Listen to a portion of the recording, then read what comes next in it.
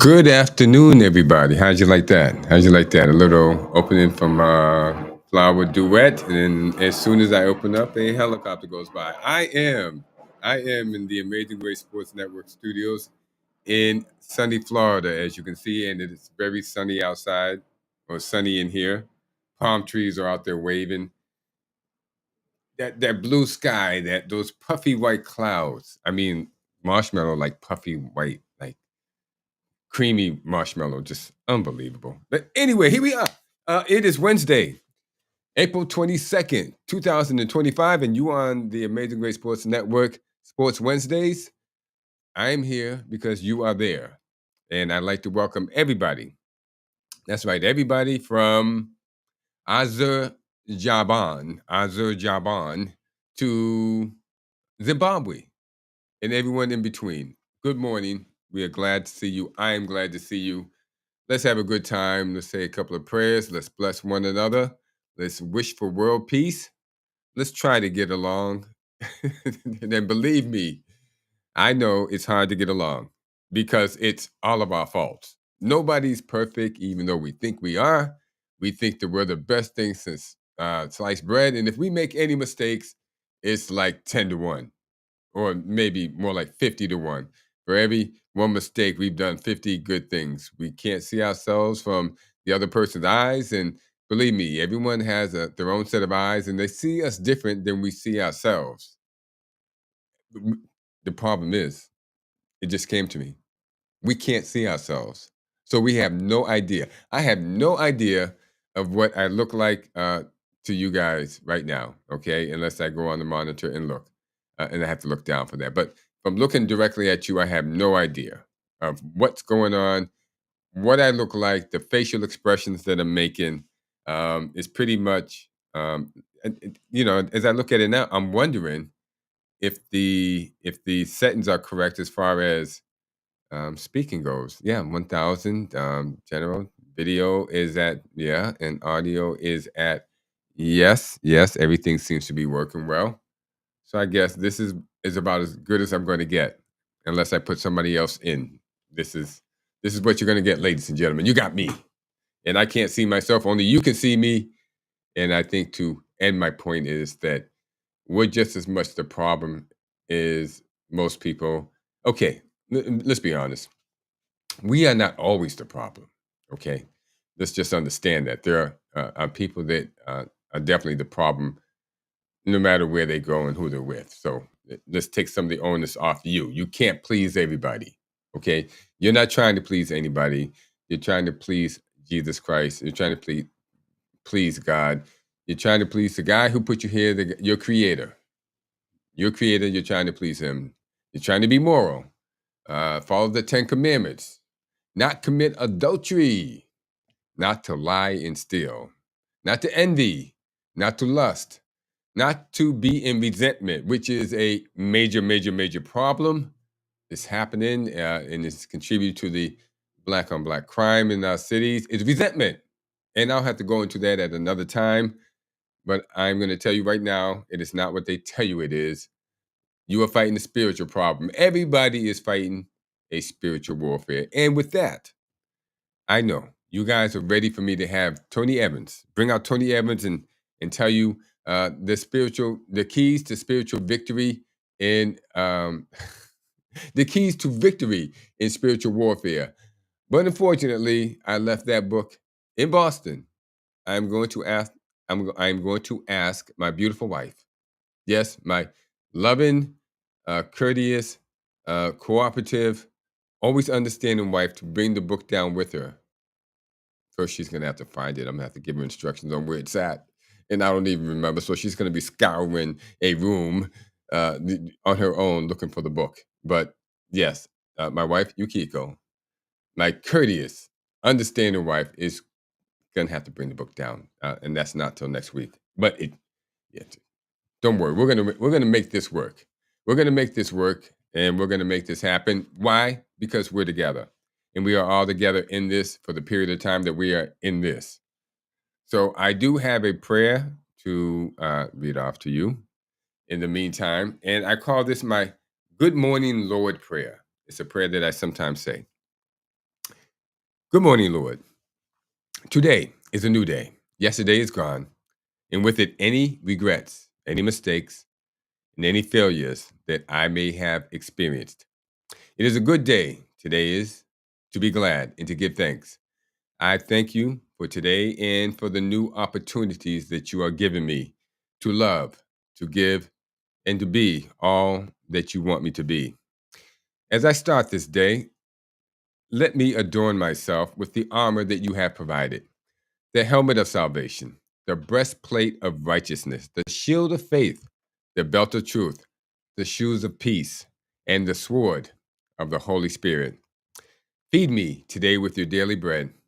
Let this bread increase me mentally. Let it nourish me physically. Let it expand me spiritually. Let this bread cleanse me of all envy, all gluttony, all greed, all sloth, all resentment, and pride. Let this bread refine me so that I can define your glory in me. I can define your grace and your mercy in me, and I can define your salvation. Let it be defined in me for what you have done for me. Let this bread aid me in healing emotionally, physically, and spiritually. Let this bread help me to set my thoughts on the things above and not here on earth. Let this bread remind me only to speak those things that will help instead of those things that will hurt. Let it put a gate around my tongue. Amen. That's kind of a personal blessing because a personal prayer because it means so much.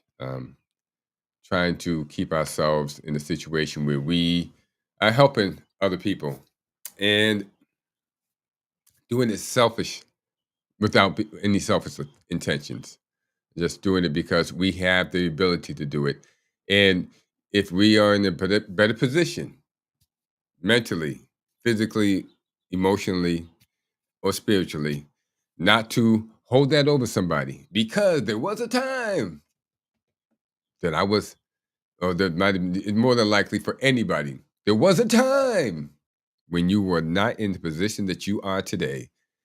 And you are in another position where you were doing drugs, getting drunk, getting high, listening to all the wrong type of music blowing through your head. And you were looking at other people who were doing right, and you're saying, screw them, they suck. I'm doing exactly what I should be doing. I'm doing exactly what I want to do. You have no idea that the devil has you doing what he wants you to do. And you're just going in that direction until somebody pulls your coat, somebody talks to you, somebody says something to you, somebody touches you in a way that makes you think it's got to be more to life than this. And you next thing you know, you're going on a trip with them, or you're starting to read the Bible. You're starting to go into the Bible and read things and get into spiritual. Spiritual, you mean? Well, I know there's a God, but wow, I never thought there was demons and devils. Well, that's for another story. But yes, it's all intertwined, and the demons and devils are in you if you are not reading the Word. They're in you, whether you like it or not, and they ain't going nowhere. They don't plan to go anywhere. They're like just where they're at, and so they're going to try to keep you from going anywhere in that direction toward spirituality, spirituality. Also, they're going to try to keep you from going in that direction. But then everything started changing. You change and you change, and you've reached a level of spirituality, and now you're in a different place. And there are those people who are not even thinking about spirituality, and it's easy to look down your nose at them or just say, they just don't get it. Um, however so slight, however so ignorant, which means unknowing. Ignorant is not a slur or a derogatory word on its own. Something has to be added to it. So, however ignorant you are of the situation, which means unknowing or unaware that you are doing so, more than likely is happening. And I was reading Romans today, and it says, Be nice to your neighbor, even the neighbor who has no idea of what they're doing wrong or how unspiritual they are. And be nice to your neighbor because you don't want to be the person that turns them off. And I remember a person telling me this, a good friend of mine named Eric James. He told me, you know, you're new to religion. I wasn't actually very new to religion. I had been studying religion. I just had not been practicing it. And he said people can get turned off by those who become too religious. And I understand what he's talking about. So thank you, Eric. Thank you for reminding me of that, and thank you for keeping me, somewhat on the right path as far as going with religious ideas and beliefs. Now, not okay. Thank you very much, ladies and gentlemen. This is Amazing Great Sports Network. I am glad you were here. We got a couple of things to go over. We already did our thing as far as our prayer. We got the prayer not out the way, but we got it in the way. Got our prayer in the way so that we can move forward. And now it's time to move on to birthdays. Yes, birthdays. And because I just got here Saturday night at 9:30, just drove into town and haven't had time to prepare much of things as far as even preparing the camera work and the videos and the mics and the things of that sort. It's only going to be one birthday today. That's right, one birthday. That's what you're getting. One birthday, and you just got to deal with it. But I think you are going to be pleasantly surprised by this guy. His name is Carmine Basilio. Carmine Basilio. Many of you don't know this guy's name. He was a fighter back in the 1950s. Um, Made it through one decade. Started in 1948 and ended his career in 1961. But during those 10 years, there was nobody uh, rougher, tougher, uh, meaner, um, just would go the 12, what is it, 12, whole 10 yards? Well, the whole 15 yards, because it's 15 rounds in boxing. There was nobody like this guy. And I dare to say, probably not too many people since this guy who had the stamina and the willpower and the chin that this guy had. Carmine Basilio. Now, Carmine was born on April 2nd, which is today, 1957. So we're doing basically a commemoration of his life. Carmine Basilio was born on April 22nd, 1927, in Canastota, New York. The options that he had in front of him from the time that he was a child was to become an onion farmer like his father, or to become a professional boxer, which is like nobody else in his family had become that. But he knew that it was happening in the next town over, in the next couple of towns over. There were people fighting, and there could be money made to that. It was either that or onion farming. So, professional boxing was the easier choice, and it is the choice that Carmine took. Now, Basilio took a workman's approach to boxing, which means there's no days off. That's right. No days off.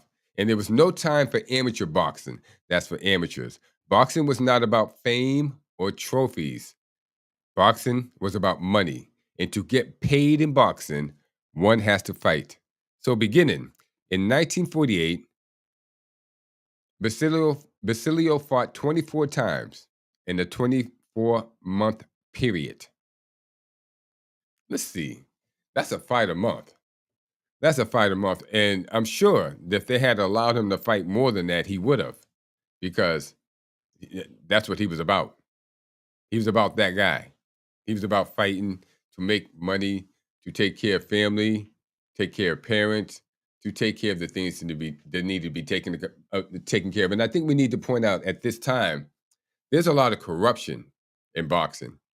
And Basilio has to navigate between crooked promoters and honest promoters, and they're hard. Everyone's trying to sign you, then they want a piece of this, and they want a piece of that, and they want a piece of this, and they'll give you a title shot if you give them a piece of you. cut them in for 5% or 10% over the next 10 fights, in which they hope to use you up and use you out by then. But that's the game that they were playing. So Basilio, even though he starts in 1948, he does not get a title shot until 1955. 7 years of knocking people out and beating them up, putting belt to butt. Carmen Basilio. That's Kid Gavilan right there. And he's fighting Kid Gavilan. And in those days, they tell you whether you were going to win a fight or not. And you had to play along in order to keep getting fights.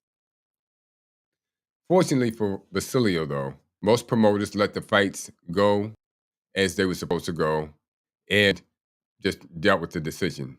Some promoters wouldn't. So 7 years later, after he begins boxing, is when he gets his title shot, and it's right here. It's against Tony DeMarco of Boston. Famous Boston boy. Tony was doing well, but Basilio wore him down and knocked him out. Because that's what kind of fighter Basilio was. He was a non-stop, unrelenting pressure fighter from beginning to end. And you could hit him. You could hit him and keep hitting him and keep hitting him, but he was going to keep coming at you. And he was going to keep throwing vicious body shots and vicious headshots in combinations to wear you down, beat you up, either knock you out or make you quit. So he wins this in 1955. He wins the title. And then 2 years later, well, he's not done yet. There's a guy named Ray Robinson. Ray Robinson owns the middleweight title. Carmine holds the welterweight title. Carmine gets a little greedy. Well, sometimes they say greed is good, but there was money to be made. And they offered Carmine to fight Ray Robinson at a weight higher than his, a weight class, a weight he could never reach at 160. Carmine weighed in at 147 tops as a welterweight. I think he came in as at 149 to fight Sugar Ray at 159. But lo and behold, Carmine Basilio in 1957 defeats Sugar Ray Robinson and wins the middleweight championship of the world. That's right, ladies and gentlemen. Carmine wins, and this is legit. It went over 15 rounds, and it was oh gosh, this fight is not for the faint of heart. Not for the faint of heart for anybody. Carmine makes it through. Batters Sugar Ray from round 1 to round 15. Sugar Ray, to his credit, is not knocked out, not knocked down. He's one of those tougher than tough fighters. You're gonna have to bring it to him. He's an Ali type fighter. As long as there's an ounce of breath in him, he ain't quitting. You're gonna have to beat him up all fight long. And even if you beat him up all fight long, he's not quitting because he thinks there's a chance that he might knock you out. And for most of the cases, that was true. Sugar Ray Robinson was going to get you, but he couldn't get Carmine Basilio. Carmine Basilio beat him for the title in 1957, then promptly lost it back to Sugar Ray in 1958. A couple of months later, I think it was 6 months later, 6 months to a year later, they had a rematch. And Ray managed to get this out. Now, I'm not even going to show you the photo of how Ray won this one, but he won this one because Carmine Basilio's eye is like the size of a grapefruit. And I mean, I'm not kidding you. Okay. That's how bad Ray was battering Carmine. But Carmine, also known as Carmen, I don't know which one you want to call him because, whichever one he preferred is what you're going to call him. But Carmine lasted the whole 15 rounds with an eye that was out there like a grapefruit. He wasn't giving up either, and he wasn't going to get knocked out. So Carmine loses that, but he's still holding on to his welterweight title. He goes on and he keeps fighting. He's still the welterweight king, as you can see there, with his crown on. But gosh, I think that's after a fight he won. You can imagine what he looks like in a fight that he lost. Okay, ladies and gentlemen, but forget about it. Forget about it. Okay, you better bring your lunch pail. You better bring you better bring everything if you are going to have a match with Carmen Basilio. Carmen Basilio eventually fights Gene Fullmer. Yeah, he fights Gene Fullmer for the middleweight championship of the world twice. Gene Fullmer's right in the mix with Ray Robinson. I think Ray Robinson had lost to the middleweight championship to Gene Foreman after he defeats Carmen Basilio. He would defeat Gene Foreman again, and then he would lose to Gene Foreman. But in between all of this and everything, Carmine sees a shot to get that middleweight championship back, and he has a fight with Gene Foreman, but does not win. He has two chances at defeating Gene Foreman and cannot win it. And in 1961, he retires from boxing. Yes, he does. Carmine Basilio. And now you know him. If you didn't know him before, now you do. Okay? He was a guy that no days off. Okay? After retiring, he spent the rest of his life living off the money he made in boxing. So he saved pretty well. And he never had to farm onions. An iron chin pressure fighter with great stamina. He maintained the pressure on his opponent. He wore them down with vicious attacks to the head and body. Basilio was named Ring Magazine Fighter of the Year in 1957. The Boxing Writers Association of America named him Fighter of the Year in 1955 and 1957. Basilio also holds the distinction of being in the Ring Magazine's Fight of the Year in 5 consecutive years, 1955 to 1959, a feat unmatched by any other boxer in the history of the storied sport. So, happy birthday, Carmine Basilio. Thank you, thank you, thank you for the memories and all the things that you did and endured and fought through as far as organized or disorganized crime involving itself into boxing. The guy was tough outside the ring as well as he was inside the ring. Now, with that, ladies and gentlemen, I get to move on to the other topic of the day, which is, well, the Boston Red Sox. And, this is like snake eyes. It's like they ain't coming up 7. It's not coming up 7. And here I am eating crow because I predicted, yes, yours truly, Clay Morris, the prognosticator of sporting events everywhere, whether it's soccer, badminton, or swimming, I can pick them. I can pick them so well that I picked the Boston Red Sox to be in the World Series right out the gate. I saw it. I saw it right in front of me. And even though nobody else was on the bandwagon, I went right on that bandwagon and I planted my flag. And I said, this is going to be the day that's going to live. Well, it turned out to be the day that lived in infamy, as President Roosevelt said. Okay, it turns out this was the day it lived in infamy. It's the day I declared the Red Sox were going to win the World Series. Man, let's just put it this way: if they'll be lucky to make the playoffs. Yes, ladies and gentlemen, if the Red Sox make the playoffs, and I'm talking about the playoffs, those playoffs, I'll be happy. Playoffs? Don't talk about it. Playoffs? You kidding me? Playoffs? I just hope. And that's just where the Red Sox are at, hoping that they can win a game. Because after 5 games, they are 0-5. That's right. They have not won a game yet. A week into the season, they have not won a game. And, well, yeah, just hoping they will win a game. But not only that, ladies and gentlemen, in this week of losing, they've managed to have 55 strikeouts. Now, let's divide this up. It's been 5 games, 55 strikeouts. 5 games, 50. No, look at this. 5 games, 55 strikeouts. 5 games, 55 strikeouts. Do you know that adds up to 11 strikeouts a game? The Red Sox are striking out, the whole team. 11 strikeouts a game. Now, we know Rafael Devers is having a terrible time of it all. Yes, Mr. Devers has struck out the most. He has the most strikeouts. We can actually put this was made after the 4th game. Rafael Devers has the most strikeouts through the first 4 games in Major League Baseball history. But it could also be said after after the 5th game, because right now he has 15 strikeouts. 15 strikeouts in 5 games. That's like 3 strikeouts a game. It's kind of hard to do that, but he's doing it.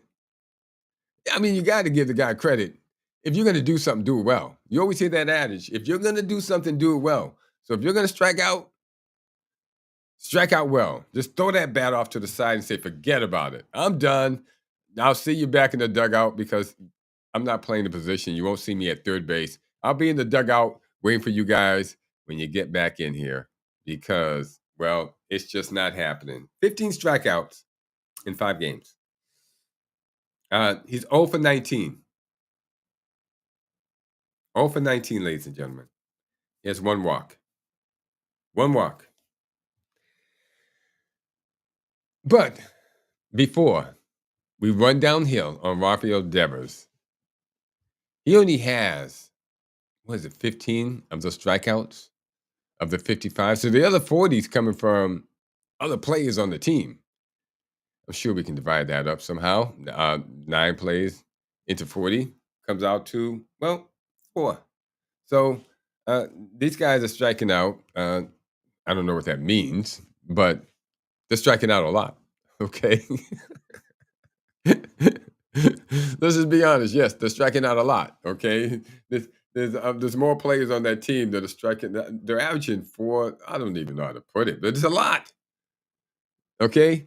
15, 55 strikeouts in 5 games. It's time to make a change. Okay. And I know people are going to say it's early, but I think you've seen what you need to see in order to make some change. Trevor Story is stinking up the joint also. Okay. Not just, and these are 2 of your biggest, what is it? 2 of your high salary players. Okay. Devers and Story. And if they're not hitting, you can't expect the little guys to hit. But that's exactly what has happened. Wilyer Abreu and Christian Campbell are the guys that are getting the hits for the Red Sox. As far as anybody else, well, let's just pull this up. I'll show you. We'll find out. Red Sox box scores, highlights, stats, and these things. Follow them. The Red Sox are 1-5, 1-4. I forgot they won the first game in dramatic fashion thanks to Wilyer Abreu. And after that, it's been a slow roll downhill. Let me see. As far as hits go, Alec Bregman is leading, has 5. Jared Duran has 6. Christian Campbell has 6. Wilyer Abreu has 7. And then Cedel Rafaela has 1. Devers, of course, has 0. Christian Casas has 1. Tristan Casas has 1. Connor Wong has 1. Trevor Story has 2 in 15 at bats, which means he's walked a lot of games. And, Rob Refsnyder, Carlos Navarez. Let's see. Yeah, well, you get the point. Story, Devers are not getting it done. Bregman is doing what he's got to do. We knew Jaron Duran was going to do what he's got to do. The surprise here is Christian Campbell, the rookie. Now, here's the funny part. Christian Campbell, out of 3 rookies, Anthony Roman, Marcelo Meyer, Christian Campbell. Christian Campbell was the weaker hitting of the 3. But he's the guy tearing it up right now. He's the guy tearing it up for the Red Sox right now. He is in the middle. The guy on the left of him, or I should say to the right of him, is Anthony Roman, and this is Marcelo Meyer. Now, what I'm trying to say is this, ladies and gentlemen. You got Saddam Rafaela, who I love, but now he can't hit a beach ball. Okay, and the same with Trevor Story. Roman Anthony plays left field, center field, right field. Might have to move a couple of things over. You might just have to, keep Wilyer Abreu in right field, Jared Duran in center field, and place Roman Anthony over in left. Get this ball rolling, baby. Okay? You've seen what you needed to see. You need a guy coming out there ready to make it happen. Zidane can be on the bench until something changes, but you're paying him anyway. You're paying Sedon whether you play him or not, and you're paying Anthony whether you play him or not. So what's the difference? If one is going to hit and the other one's not, you still have to pay the other one who's not hitting. So you might as well put Anthony in there. It's just a process of logical deduction. You're going to be paying them whether you play them or not. So we might as well play the guy who's hitting. And the guy who's not hitting, well, he can have a place on the bench, or you can option him into the minors, which I don't know if you have that option, but it's time to think about it, or package him in the trade, whatever the case might be. Okay? So that's one option. That's taking care of Saddam Rafaela. The other one is Trevor Story. And we come to the same position, the same situation, because Marcelo Meyer can play shortstop. As a matter of fact, that is his position, shortstop. So we take Trevor Story and we sit him on the bench. Trevor, you're having a rough time. You haven't played in 2 or 3 years. You might have it. You might not. But I'm going to tell you what we're going to do. We're going to sit you down here and let this kid get out here and see if he can do better than the 2 for 20. How's that? Okay? And if he can, well, he's going to be playing. That's just the long and short of it. But here's what you've done. You're putting the guy out there. You're giving him a shot. But you're also showing the rest of the team that preference is not where it's at. Money is not going to dictate whether a guy plays or not. And what it does is it lights a fire under everybody. Everybody is accountable. Everybody has to bring their A game. Everybody has to scratch it out, pull it out, claw it out to get it done. And there will be no favoritism. Maybe just a little bit, but not by a whole lot. Just because you're paying a guy $30 million a year and one guy's getting $5 million a year. You're going to play the guy who hits, and that sets a precedent. That sets a precedent not only on the field, but in management, as far as the coaches go, and as far as who's accountable upstairs, the GM, Craig Breslow. Okay? Either you're getting it done or you're not getting it done. And, well, if you're not getting it done, we can find a person who will get it done. Now, do the Red Sox want to take that approach? I'm not so sure, but that is the approach that they should take. This is actually an opportunity to go in the right direction. Losing 4 games in a row could be seen as the worst thing that ever happened to the Red Sox, or, depending on how you look at it and how you respond and how you react, which is the same way in life, it could become the best thing that ever happened to you. It gives you the chance to change course in life and to do the things that will now lead to success, as opposed to those things that will lead into, well, failure. Okay, ladies and gentlemen? Oh, I forgot there's actually a third. So we've worked Roman Anthony in, and we worked Marcelo Meyer in. We still have that Rafael Devers problem. But guess what? There's a guy who's rehabbing of Japanese descent, and he'd be a perfect guy to throw in there for Rafael Devers. Yeah, let me get this guy's name. And I'm sure you know him. Yeah, okay. Uh-huh. Mm-hmm.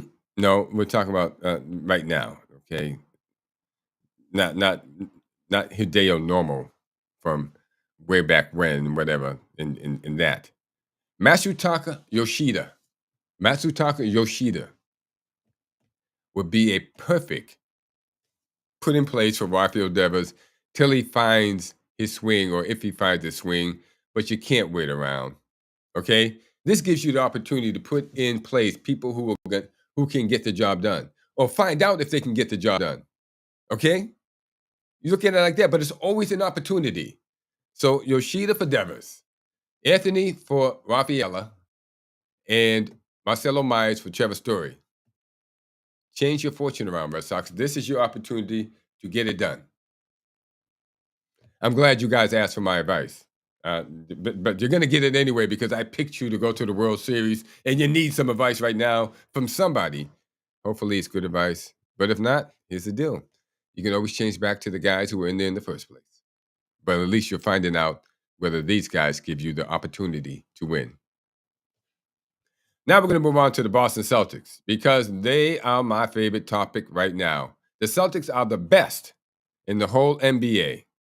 That's right, ladies and gentlemen. Al Horford is playing like a 22-year-old. Derek White is doing Derek White things. Jaylen Brown, well, Jaylen Brown has a kind of a bum knee right now. So they're sitting him down and saying, hey, listen, guys, just chill.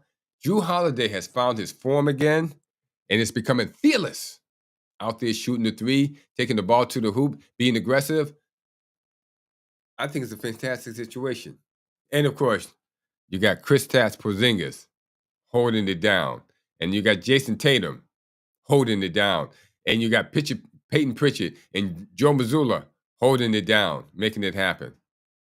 In other words, guys, the Celtics are there. They just have to make it to the playoffs, to the championship. Who are they going to play? Your guess is as good as mine, but I think it's going to be in between OKC and Denver. I don't think anybody else on the West has a shot. It's a lot of fluff, a lot of hype, a lot of glam, a lot of glitz. But that's where it's all going to go, and that's where it's all going to stay. In glitz and glam land, it's not going to make it to the NBA Finals. I see OKC or Denver coming out, but then again, I'm the guy. I'm the guy who picked the Red Sox to go to the World Series, but there's still time. That's right, it's still time, still early. So I might still be right. But I see they're not going to catch the Celtics. They're not going to catch Cleveland.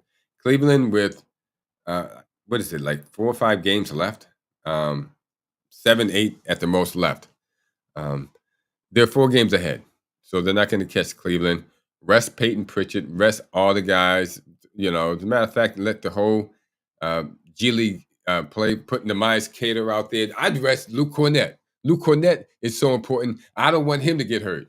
That's right. I'm resting Luke Cornett. I'm resting Porzingis. I'm resting Derek White, Drew Holiday.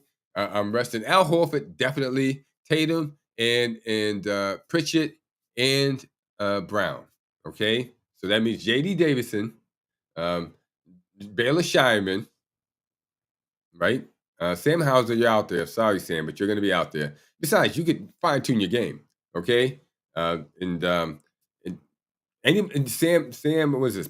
Peterson? Seth Peterson? Yeah, he's out there. He's going to be playing. I want him out there.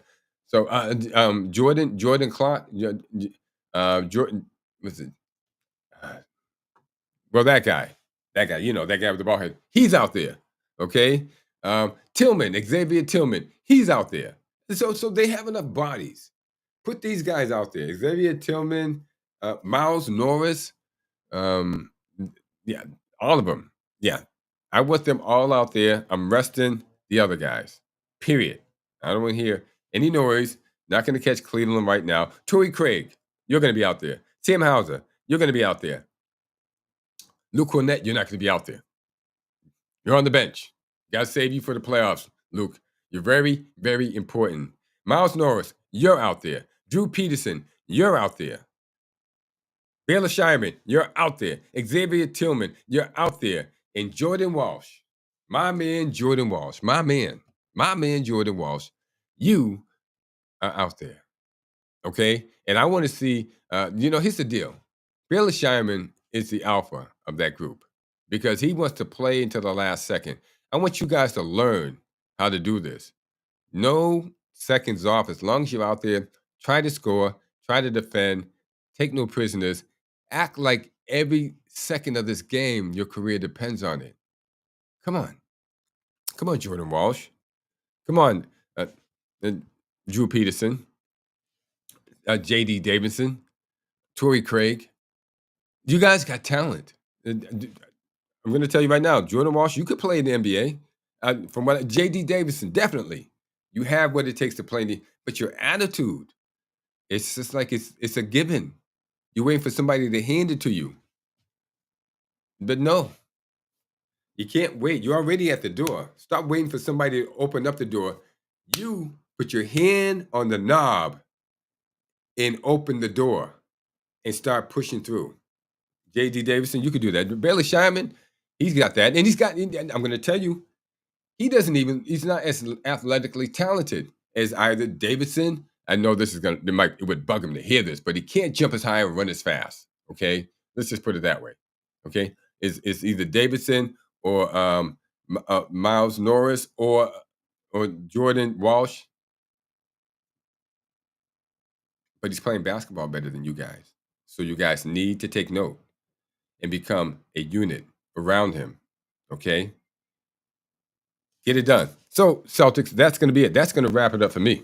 That's going to wrap it up for me. Celtics, best team in the league, going to the NBA championships, beating the New York Knicks, beating the Cleveland Cavaliers, beating, well, is Miami even going to make the playoffs? Probably not. But beating the Milwaukee Bucks. The only team I'm scared about is the Orlando Magic. Yeah, Orlando has a bunch of young guys that can make it difficult. Beating the Indiana Pacers. Pacers is the other team that I worry about. The Pacers always give the Celtics a hard time, along with with the Magic. But the rest of those jabronis in the NBA East,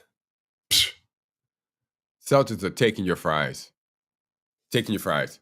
And with that, I'm out of here, ladies and gentlemen. I'm gonna give you the flower duet again. I'm not totally sure the composer of this. And this really a laid back melody in tune. Which is not where I'm at right now. I'm just popping and glowing. Ladies and gentlemen, take care of yourself. Life is short. Try to make up with all the people that you have had a tough situation in. Tell them you love them. And this goes out to everybody that I've ever had a tough situation with. I still love you. I might not like you too much. No, but really, there's always a variety of reasons why things didn't end the way they could have ended. And it's probably my fault as much as anything. And I wish that if I could do it over, then I could do it right. With that, everybody keep that in mind. Let's try to do it right. Peace in the Middle East. Trump has ended the war in Ukraine, it looks like. The Middle East is the last thing left on this agenda. He might find a cure for cancer, but still, the majority of Democrats would not say he's doing a good job. And that's the way life is. Have a good night, ladies and gentlemen. A good day. Have a good day, ladies and gentlemen. Enjoy yourselves and pray.